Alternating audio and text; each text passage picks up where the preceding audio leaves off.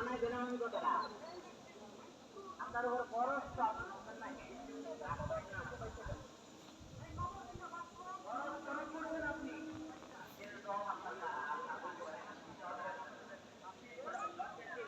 আল্লাহ তাআলা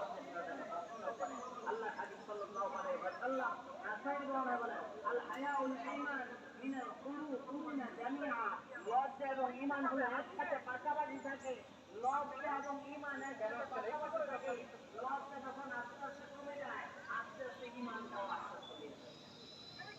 রাসূল বলেন লজ্জা এবং ঈমান একসাথে পাশাপাশি থাকে একটা যখন চলে যায় তখন আস্তে আস্তে ঈমানটাও বের হয়ে যায় চিন্তা করেছেন লজ্জা দিলে আর কবে হবে চুলগুলো পেকে গেছে দাড়ি পেকে গেছে তারপর আপনি চুলটা বন্ধ করেন নাই চুলগুলো পরে পেকে গেছে আমার মা বোনেরা অনেকে আছে